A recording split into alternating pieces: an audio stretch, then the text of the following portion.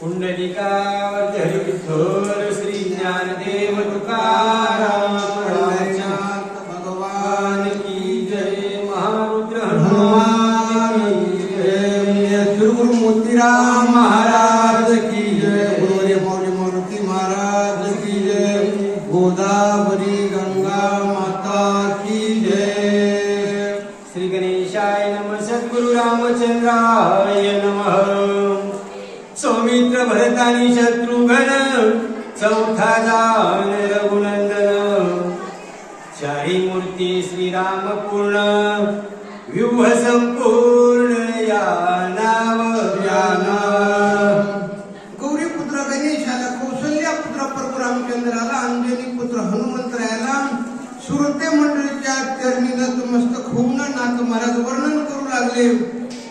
का तर राम लक्ष्मण भरत आणि शत्रुघ्न दोन्ही मायबाप असणारे सगळे चारही सारखे का तर असणारे एका वृत्तीचे होते. का तर राम आणि भरत आणि शत्रुघ्न आणि लक्ष्मण हे मायबाप असणारे फक्त याच्यामध्ये एकच होतं. दिसाय चार होते मात्र सगळ्याचं मनोगत एक होतं. मग सगळ्याचं मनोगत एक असल्यानं मायबाप असणाऱ्या त्या ठिकाणी गोडी निर्माण होती. काय होती? गोडी निर्माण होती. आताही आमच्या ममदापूरकर महाराजांनी जवळजवळ 60 माणसांचं मनोगत एका जागेवर केले. किती? 60 माणसाला एका घरातले सगळे एका जागेवर होईल. किती माणसं केली? 30 जोड्या केली. का तर मायबाप असणार नवले केवढे केवढे न कळे कानोबाचे कोडे. आताच आमचा तुमचा विषय निघाला निवृत्तीनाथ महाराजांच्या घरी आपले परकटेकर ते म्हणजे आपलं जुनं खोड म्हणजे मामा राहिलेत बघा. बाकीचे म्हणजे सगळे निष्ठाच्या मागे लागले म्हणजे याच्यात टिकणं. का तर मायबाप याला अनंत जन्माचं पुण्य लागतंय आणि शेवट गोड होण्याकरता. का तर शेवट गोड होणं हे सर्वात मोठी गोष्ट आहे. जर मधी जर हे झालं तर मग काय उपयोग नाही. 5 मायबाप 4 एक सारखे होते आणि 4ही मायबाप असणाऱ्या देवाला आवडते होते. देव म्हणजे त्यांचे कोण? राजा दशरथ. हे आई आणि वडील हे काय असतात? देव.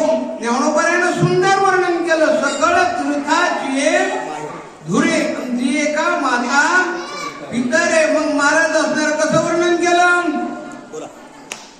चौघे ही बंधू भिन्न भिन्न व्यक्ती चारी मिळून श्रीराम मूर्ती.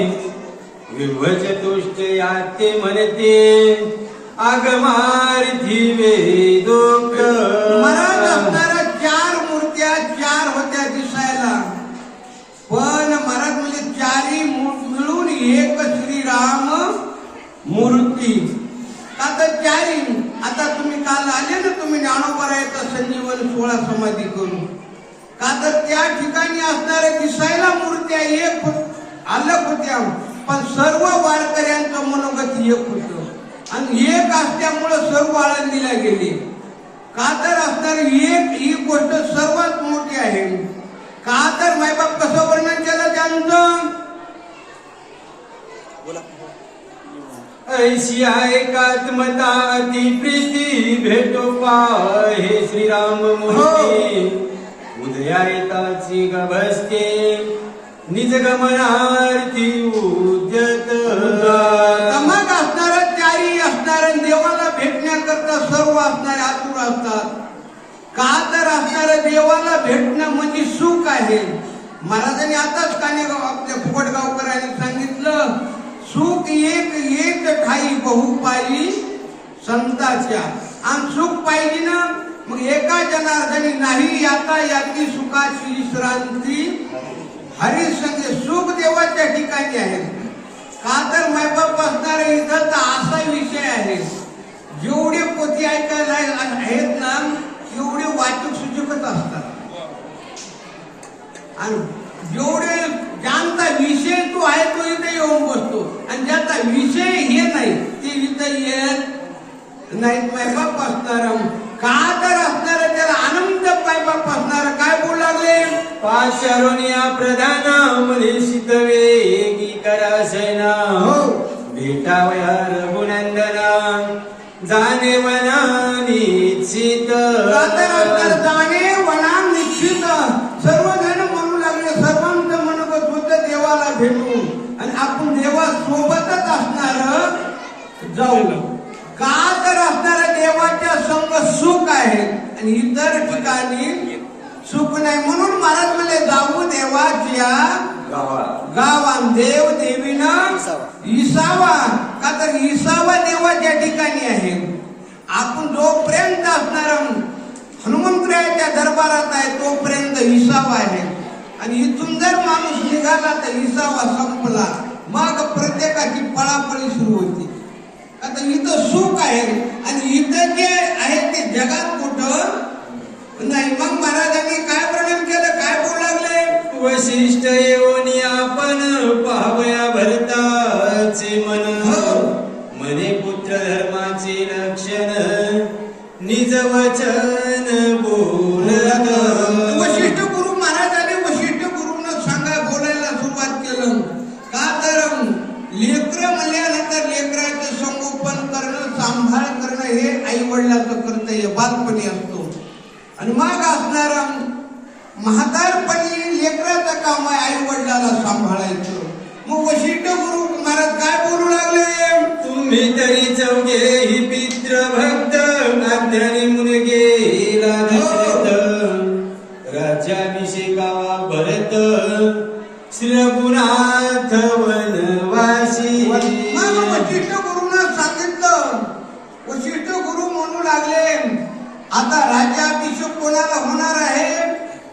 भरतीला आणि रामाला वनवास होणार आहे. का तर मायबाप वनवास म्हणलं म्हणजे मायबाप तेवढं अवघड काही नाही. ते तुकोबरायण म्हणून झालं असणार. कागा सासूरवासी मज केले भगवंता. का तर मायबाप असणार वनवासामध्ये जेवढं देवाचं नाव मुखाला येईल तेवढं सुखात येत नाही. तुझे मातेचे वरदान तिचेही मागणे हेची जाण. भरताशी राज्याच्या सिंचन रघुनंदन वनवासी. सांगितलं असणाऱ्या गुरुनं वशिष्ठ गुरु म्हणू लागले भरतजी तुमच्या आईचे हेच मनोगत आहे रामाला वनवास आणि भरतजीला राज्य अभिषेक. आता मायबाप त्या भरताला हे ऐका वाटन का नाही. पण गुरु बोलू लागले आणि ऐकू लागले. मायबाप असणार ऐकण्याकरता हृदय विषाद लागते सगळेच ऐकून घ्यायला. म्हणूनच ज्ञानोबरायानं प्राधान्य दिलं ऐकण्याला. अवधान ऐकले न दिजे मग सर्व सुखाची पात्र होईजे. का तर ऐकून घ्यायला काही गोष्टी दृष्टीनं दिसल्यावर सहन करायला काय पाहिजे शक्ती लागते. आता काल परवा तुम्ही बघितलं नाही का इंदोरीकर महाराजांच्या मुलीचा साखरपुडा झाला. साखरपुडा झाल्यावर काही भाद्राला ते बरं वाटलं नाही. का तर मायबाप ज्या व्यक्तीनं 31-32 वर्ष झाले जवळजवळ आपल्या समाजाला प्रबोधन करीत आले आणि त्यांची इच्छा नाही काय आपल्या मुलाचा कार्यक्रम लेकराचा चांगला व्हावा मुलीचा, तरी भाद्राला काही पण अहो विचार करा. रात्री बेरात्री 2-2 कीर्तन करायचे म्हणजे सोपं आहे काय. मला किती त्याग असेल. घरावर तुळशी पत्र ठेवावं लागते. रात्री फिरायचं म्हणल्यावर त्यांचं समाजाला काही बरं झालं देखवलं नाही. का तर मायबाप रात्रचा दिवस केला ना त्यांनी. आणि आज जवळजवळ 15-16 वर्षाखाली सांगितलं होतं की असणारा जो मजुरी आहे तो मजुरी गाडीवर येईल. कशावर येईल ती आज गोष्टी घडल्या आणि मालक गड्याकडून पैसे घेईल. त्यांनी तेव्हा सांगितलं आज असणारा याच्यात आलं. का तर मायबाप कोणती गोष्ट ऐकण्याकरता त्याला काय लागतंय जमच लागते. मग मायबाप असणार एवढं ऐकल्यावर काय झालं. श्रीराम पितृवचन विश्वासी वेगी गेला वनवासी. तुही पाळी पितृवाक्यासे अभिषेकासे अंगीकारे. देवाने सांगितलं देव बी म्हणले भरता असं करू नको. आपल्या आई वडिलांचं जो आपल्या बाबाचं जे मनोगत आहे ना ते तुम्ही तुम्ही ऐकलं पाहिजे ते केलं पाहिजे. का तर वडील जे आचरती तया नाम धर्म ठेवीतील. का तर वडिलाच्या मनोगताप्रमाणे वागलं तर तुझंही त्याच्यात कल्याण आहे आणि माझं बी कल्याण आहे. भगवंताचं काय मनोगत आहे? श्रीरामाभिषेकावया निर्धारी पूर्वी केली होती सामग्री. हे सिद्ध आहे माझ्या घरी तू अंगीकारी अभिषेक. वशिष्ठ गुरु म्हणू लागले भरतजी, पूर्वी जो रामा त्या अभिषेका करता सर्व साहित्य आणलं होतं ते माझ्या घरी सर्व तयार आहे आणि तुम्ही त्यांचा काय करा, अंगीकार करा. का तर असतर वशिष्ठ गुरुचं जे बोलणं आहे तेच रामाचंही मनोगत आहे. मग काय बोलू लागले? पितृवचन उल्लंघिता अवश्य पाविजे नरक पाता. आग्रहण करावा भरता तुझ मी आता अभिषेके. वशिष्ठ गुरुनं सांगितलं भरतजी, तुमच्या वडिलांचं मनोगत आहे ते तुम्हाला पालन करावं लागेल आणि तुमचा मी अभिषेक आता करणार आहे. वेळ जास्त नाही. मायबाप असणाऱ्या वेळेला फार प्राधान्य दिलेलं आहे शास्त्रानं सुद्धा. मात्र काही माणसाला वेळ कळत, वेळ काळ या गोष्टी लक्षात ठेवल्या पाहिजे. काय म्हणले? ऐकोनी वशिष्ठाचे वचन भरत पडिला मूर्छा. दीर्घ मांडिले रुदन आक्रंदे पूर्ण बोलत मायबाप असणारा हे वशिष्ठ गुरुचे शब्द हे भरतजीच्या कानातून डोक्यात गेले. कानातून डोक्यात गेल्याबरोबर त्याचा परिणाम झाला. परिणाम काय झाला? भरत नीट असे आपल्यासारखे उभे होते ते खाली पडले. का तर डोक्यात असं काही शिरल्यावर माणसाचं आयुष्य बरबाद करीत असते बाकीचा ध्वनी. आणि पोटात जर काही गेलं तर ते दिवस खराब करीत असते. म्हणून माणसाने या दोन गोष्टीला जास्त जपायचं. डोक्यात बी काही जाऊ द्यायचं नाही आणि पोटात बी काही जाऊ द्यायचं नाही. का तर यांच्या वशिष्ठ गुरुचे शब्द कानातून डोक्यात शिरल्याबरोबर परिणाम झाला. मग काय झालं? कैकई हरिके झाली रांड जळोतीचे काळे तोंड. वनवासाचे पाखंड तिनेची वितंड वाढविले. हे पण वाढवलं हे सर्व माझ्या माईनं कैकईनं. का तर जळो म्हणले तिचे काळे तोंड. का तर मायबाप असणारा भरतजीला हे मान्यच नव्हतं. म्हणून भरतजी बोलू लागले आणि काय म्हणू लागले? कैकई केवळ परम नष्ट भाग्य गोविलापती वरिष्ठ. तिचे मागणे पाप स्पष्ट तो राजपट मीने घे. भरतजी म्हणू लागले काही पापिष्ट आहे आणि तिने हे केलं ते वाईट केलं. काही जरी झाली तर मी ही गोष्ट अंगीकारणार नाही. हे भरतजीचं मनोगत होतं मायबाप असणार. आणि दुसरा कलियुगाचा भाऊ जर असता तर मग त्याचा बरं झालं. पण आता मायबाप असणारा नवल आहे. काय बोलू लागले? वशिष्ठा तुझ करीतो नमन किती पासी माझे मन. वाचून यार गुणंदन अभिषिंचन मीने घे. का तर असणारा भरतजी बोलू लागले. भरत म्हणू लागले वशिष्ठ गुरु महाराज, माझं मनोगत बघू नका हो, तुम्ही माझं मन बघायले का काय? मला ही गोष्ट मान्यच नाही. मी राजाचा अंगीकार करणार नाही. का तर मायबाप यालाही त्याग लागतो. काय म्हणू लागले? श्रीरामाशी सांडोनी आवनी जरी मी बैसलो अभिषिंचनी तरी मी झालो मद्यपानी मात्र गमनी अति नष्ट. भरतजी म्हणू लागले रामाला सोडून जर मी अभिषेकाला बसलो तर मायबाप दोन पाप सांगितले. सोपी गोष्ट आहे काय? का तर आवडे देवाशी तू आहे का प्रकार. हे भरतजीची इच्छा आहे, भरतजीचं मनोगत आहे. पण त्यानं भरतजी म्हणू लागले मातृगमनी दोष. म्हणजे मायबाप जे खाऊ नये खाल्ल्याचं पाप लागतंय. का तर काही शब्दांमध्ये किती महाराज असणार शक्ती असतील. का तर या मनुष्य जन्मातच कळत आहे काय करायचंय. का तर फुकट गावकर खरंच तुम्ही यावर्षी काकड्याचा आनंद लुटला. रोज मी बघितला महाराज शिवाजी महाराज काय वाटू लागलं पंढरपुरातच काकडा आहे की काय.